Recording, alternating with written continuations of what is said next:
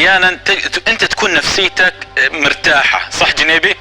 تكون نفسيتك تمام مرتاحة، يقعد واحد عندك يحسسك ان تسونامي في الدرب، هو بس سبق يحذرك. قمة الكآبة التشاؤم يضعها بك، يأخذ الطاقة الإيجابية بك ويعزز الطاقة السلبية بطريقة ليست طبيعية. هؤلاء هم مصاصو الطاقة الذين يجب علينا أن نتجنبهم ونبتعد عنهم، لا نجالسهم، لا نحاكيهم، لأن يا سيدي الراحة النفسية أجمل ما تملكه الآن. الراحة النفسية، أغلب أمراضنا يا شباب سببها إيه؟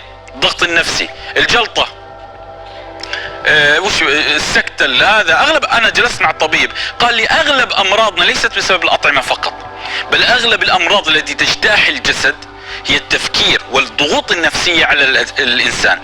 نحتاج أحيانا أن نسترخي مع ذاتنا، نرسم السعادة وإن كنا نفقدها.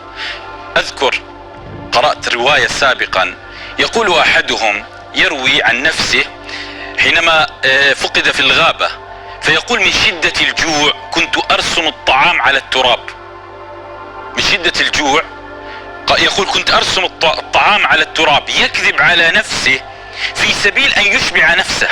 كذلك يا سيدي السعادة أحيانا أنت من يصنعها. لما يأتيني رجل يحمل من التشاؤم والطاقة السلبية الرهيبة ويجلس بجواري، لا تظن أبدا أنك ستبقى سعيدا، لا تظن. كما أن المرض معدي وكما أن السعادة معدية، كذلك التشاؤم والسلبية تأخذك وتجرفك. يا سيدي المتشائم دائما استحالة أن ينظر للنور أو للأمل أو ينظر لبصيص الأمل. يعجبني حينما أقرأ للنبي عليه الصلاة والسلام يحاصر في المدينة من العرب، يحفر الخندق، المنافقون انقلبوا على رسول الله صلى الله عليه وسلم، اليهود غدروا الوعد، يأتي يضرب صخرة، تشق الصخرة، يقول الله أكبر، فتحت كسرى.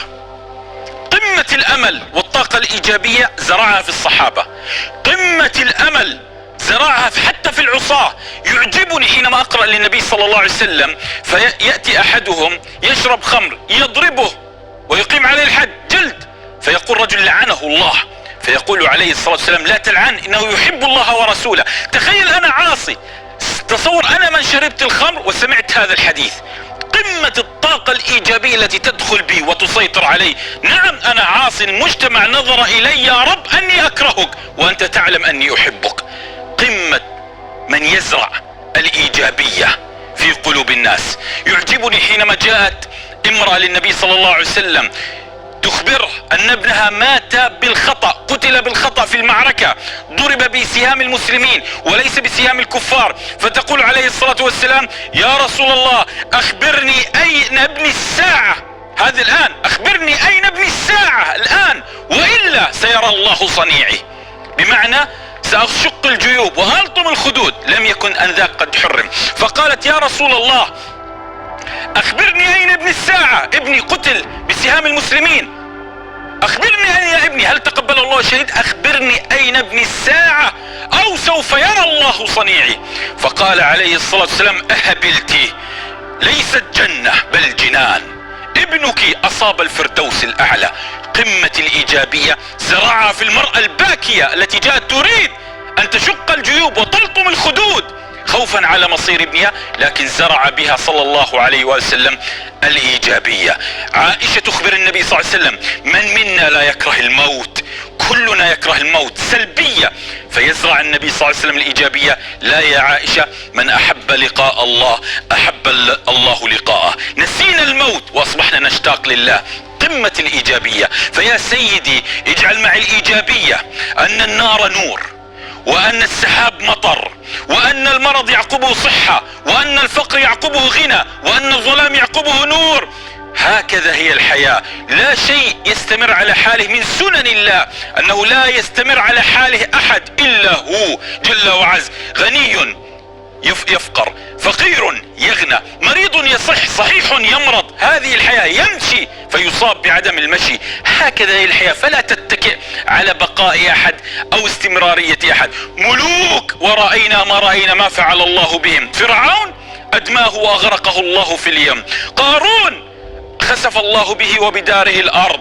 هامان ماذا فعل الله به؟ نمرود ماذا فعل الله به؟ أبو جهل، أبو لهب.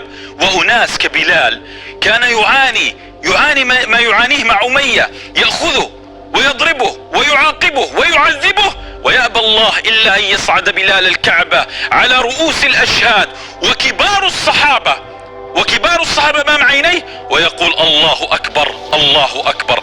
الله رفع بلال وهو كان سابقا تنتقصه العرب وتزدريه العرب ويقولون عنه العبد، وقالها أبو بكر، قالها عمر رضي الله تعالى عنه حينما رأى أبا بكر وبلال مع بعضهما البعض فقال سيدنا وأعتق سيدنا. هذه هي الريادة.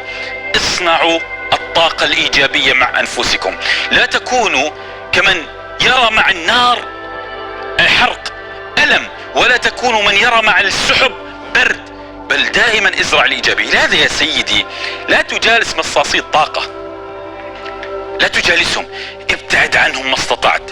الراحة النفسية تولد الابتسامة، تولد الراحة. اصنع السعادة، تصنع. نحن من تمام نعم الله، تعرفون شباب، من تمام نعم الله أنه جعل السعادة في أبسط الأشياء. أبسط الأشياء جعل السعادة. ربما بسأل الشباب، ربما احنا احيانا جلسة مع اصدقاء في البر على الصحراء تسعدنا اكثر من الجلسة اين؟ في جزر ركبنا الطائرة وحجزنا اليخوت وحجزنا ما ادري حتى نجلس بها. ربما جلسة على البر مع الضحك مع البسطاء تسوى الدنيا وما فيها.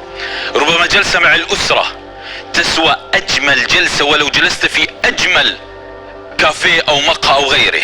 فيا سيدي جعل الله السعادة بأشياء بسيطة حتى لا يتفوق الغني بالسعادة. المطر يسعدنا، المطر يسعدنا، تبتهج قلوبنا بالمطر. إذا رأينا السحب فوق مدينتنا ننظر للسماء ونقول يا رب أسعدنا. من يسعده قطرات المطر نعمة، نعمة. فلا تظنوا أن السعادة محصورة بالمال. ربما تأتي تقول أن أكون كئيبا متشائما في جزر المالديف أفضل لي من أن أكون كئيبا متشائما وأنا أعاني من الفقر. لا يا سيدي، السعادة لا تعترف بالمال. أنا لا أنكر أن المال أحد وسائل السعادة، لكن من عظيم قدر الله على البشرية أنه إذا رزقك انشراح الصدر ترى الغنى في ذاتك. قال الله وشرحنا لك صدرك. ألم نشرح لك صدرك؟ ألم نشرح لك صدرك؟ أعظم نعمة يخاطب الله عز وجل نبيه، حنا شرحنا صدرك.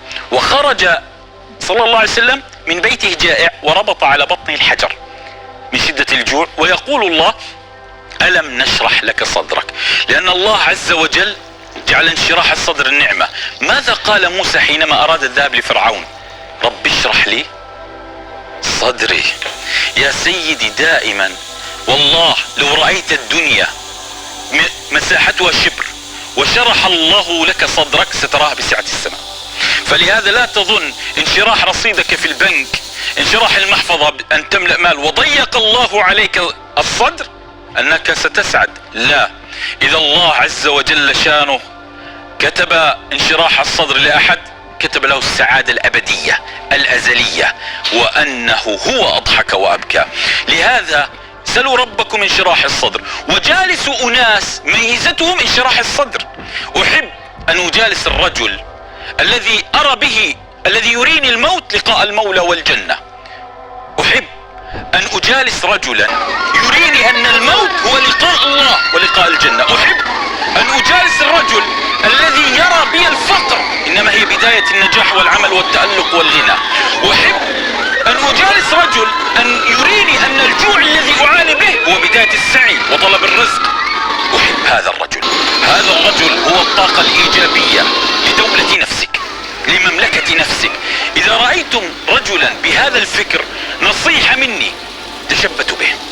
نحن في زمن نحتاج من يصنع لنا الطاقة الإيجابية. نحن ذبحتنا القروض والديون وضغوط الحياة وتكاليف الحياة، أصبحنا ننظر للراتب كأنه متى سيذهب متى سيأتي. نحتاج لرجل أراه هو السعادة، هو الراتب، هو المال، هو الغنى، هو التفاؤل، هو الأمل. فإذا حصلت عليه لا تفرط به، تعلم لماذا؟ لأن هذه النوعية من الناس، أصحاب الفكر هذا من الناس